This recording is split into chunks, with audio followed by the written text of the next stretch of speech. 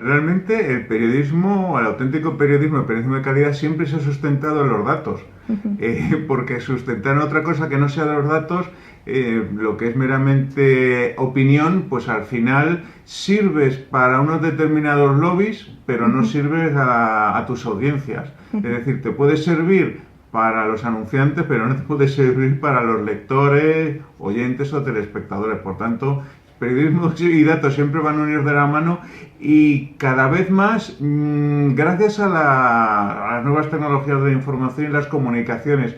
En realidad, el concepto de gestionar datos desde el punto de vista tecnológico es algo que ya se empieza a percibir en los años 60 y sobre todo en los 70, con el surgimiento de los primeros sistemas de ERP, de CRM, que en realidad comenzaron a aplicarse a otros sectores productivos que no eran el periodístico y que desembocaron en la industria de la información con aproximadamente una década de diferencia. Y algo parecido ha sucedido con todo el fenómeno que podemos considerar globalmente o denominar como Big Data. Es decir, los sectores pioneros en Big Data no fueron los sectores periodísticos precisamente. El periodismo, la industria de la información ha ido un poco a remolque de lo que sucedía en otros segmentos, pero ahora mismo ya sí que también se está ocupando de este tema, entre otras cosas porque lo ve como una posible tabla de salvación ante los innegables cambios que se están produciendo en nuestra industria.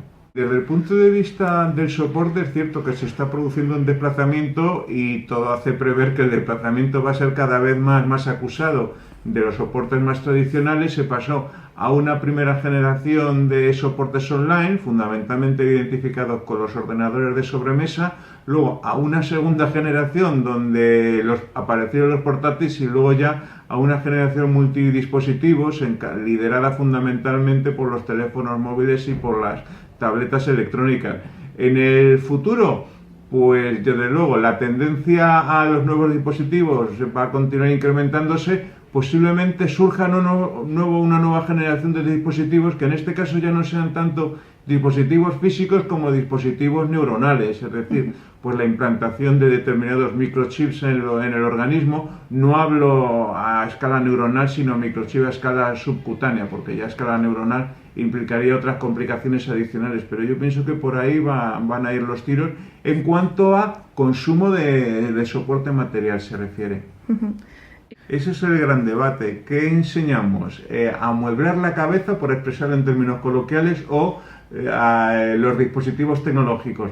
Yo soy más partidario de amueblar la cabeza, porque los dispositivos tecnológicos van pasando, es decir, los dispositivos que aprendieron compañeros vuestros, alumnos, hace 15 años, buena parte de ellos ya han quedado obsoletos. Entonces el aprendizaje, si se centra al 100% en el dispositivo, queda obsoleto rápidamente. En cambio, lo que es una enseñanza más en profundidad, más vuelvo a repetir la expresión, amueblar la cabeza, va a ser muchísimo más eficaz. Aquí de lo que se trataría es de tener la capacidad de gestionar contenidos informativos con independencia de la tecnología del dispositivo que manejemos nosotros como profesionales de la información y que manejen nuestros clientes finales, es decir, los lectores, los internautas, telespectadores, oyentes, como prefiera denominarlo. Eso que debatir, entre otras cosas porque todavía estamos empezando, es decir, igual que lo que es el concepto de ciberperiodismo, llevamos 2 décadas, lo que es la presentación de nuevas narrativas aplicadas a la información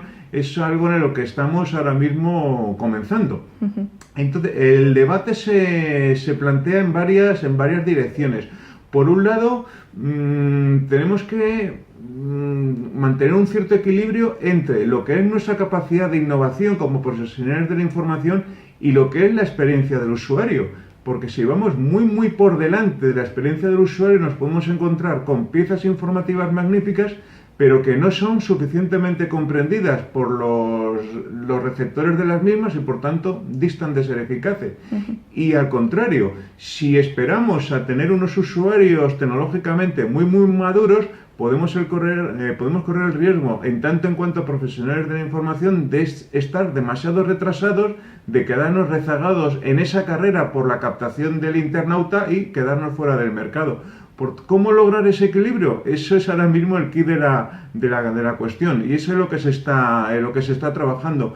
Desde luego, conforme se reduce el dispositivo de consulta, el tamaño de la pantalla, hay que darle más a la imaginación para conseguir presentar los datos de una manera atractiva visualmente hablando para el internauta, porque claro, no se trata de presentar ingentes cantidades de datos porque si eso se lo presentamos a través de un teléfono móvil, el internauta va a decir simplemente, oye, esto no lo entiendo y no estoy dispuesto a hacer así para ir ampliando los datos y posteriormente scrollear. Uno de los grandes vectores de ese cambio tiene que ver con ese proceso de adaptación. Luego hay otros, pues por ejemplo, cómo rentabilizar el modelo de negocio.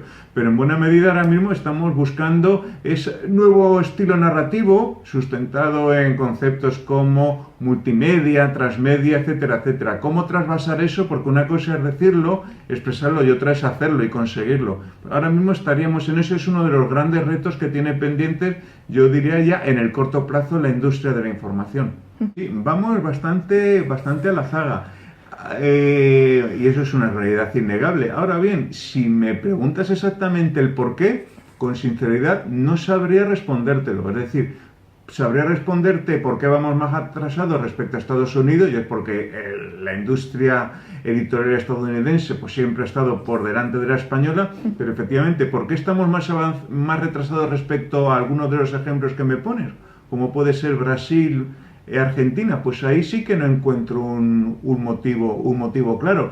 Tampoco la explicación sería que se ha acomodado demasiado nuestra industria editorial, porque, o sea, nuestra industria de la información. Creo que no es así, pero no sabría exactamente expresar el motivo del retraso respecto a países con los que sí nos podríamos comparar, e incluso que ahora mismo pues tenemos un mayor grado de desarrollo en otros sectores productivos.